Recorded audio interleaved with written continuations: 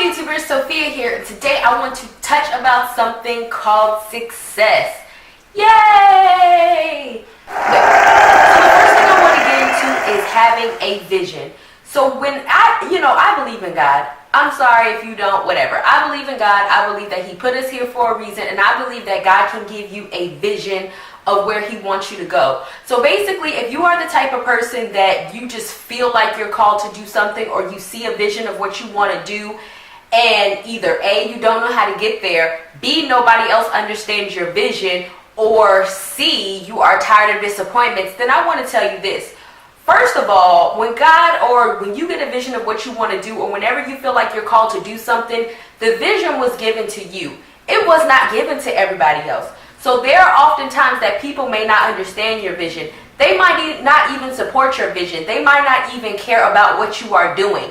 But as long as you care about what you're doing, and as long as you continue on the path and feel like you were called to do something specific, then you have to keep going.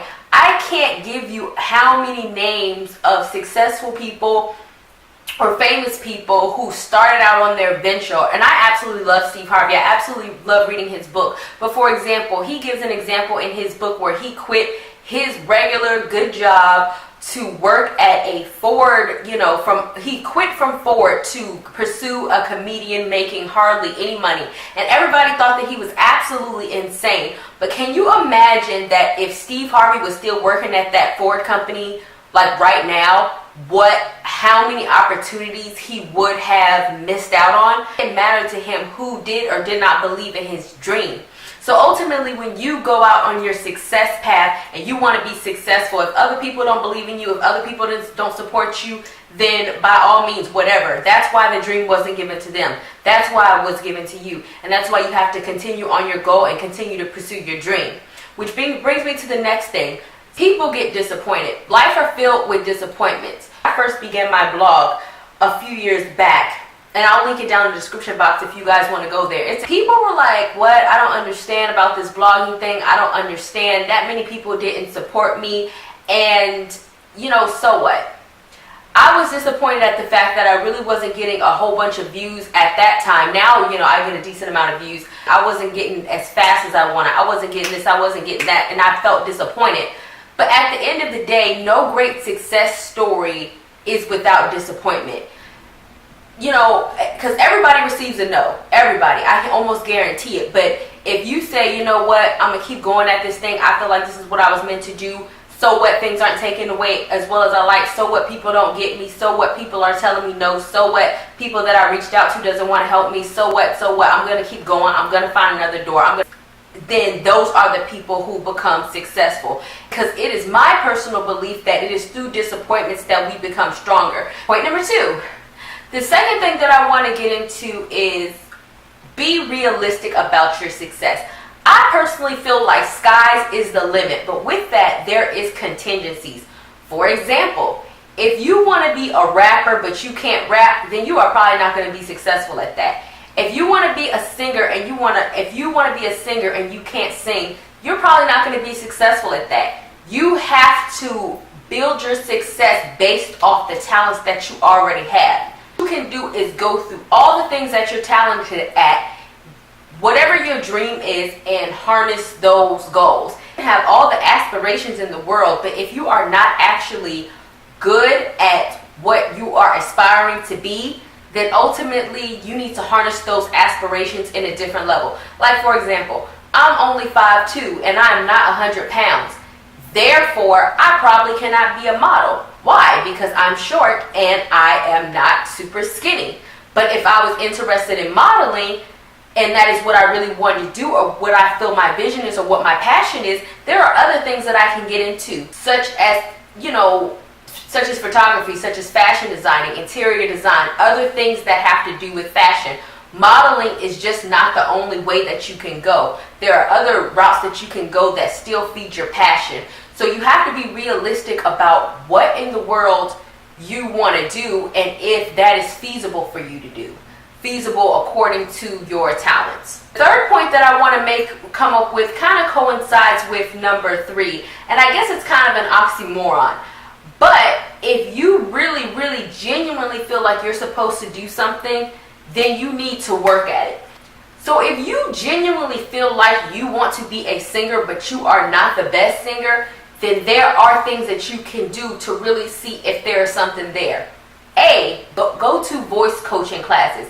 If after taking voice coaching classes you get better and go to an honest one and they feel like, wow, you really have talent, or wow, you're getting better at this, then yeah, maybe you do have something there. If after taking voice lessons you still sound bad, then maybe you need to give that up. If you want to be an actor or actress, take acting lessons, take improv lessons, do these things and work towards your goal to make you better. Because if you want to be on television, just like this, you have YouTube, shoot yourself, walk in front of the camera, see how comfortable you are.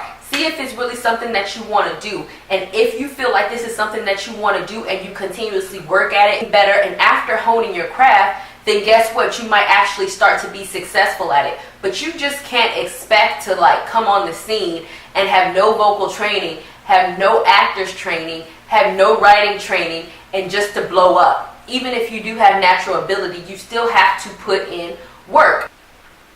Now this brings me to point number 3, and this is so super important, and this is something that I had to learn. Be your own worst critic. And basically what that means is, for example, if you want to do YouTube videos, when you put out, you might not have a Canon TID 700, what the hell ever, or excuse my language, whatever. But what you need to do is use whatever you have within your means and make good content. So if you write a blog, you need to read over the blog, you need to go over the blog, you need to make sure that it sounds nice, you need to make sure that it's understandable, you need to make sure that it looks professional looking, you need to do whatever. And that might not even take a lot of money, right? So many people want to succeed on, say, YouTube, but when you look at their videos, they are complete and utter crap. They don't try to edit, they don't try to do anything. People are not just going to gravitate you just because you're you.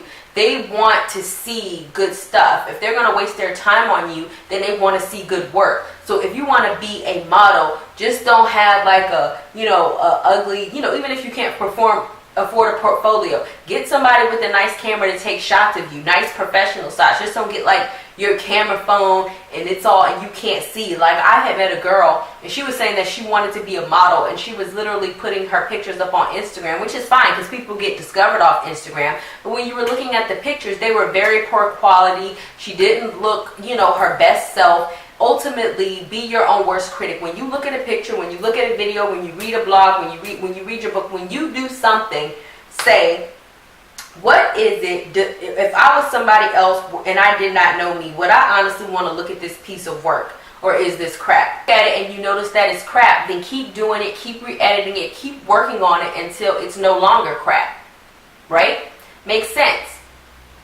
Be your own worst critic. Make them the best that you can, but also use whatever it is that you have. For example, when I started my blog, I still have a free blogspot.com address. I couldn't afford a web developer or designer or whatever, and so I learned HTML code. I found a free design. I learned how to plug it in myself. I got some affordable editing software for my YouTube videos, which I love, and it's super affordable. I only paid $40 for it. I found an affordable camera, and all that stuff I use to the best of my ability, and I use it to do what I need to do.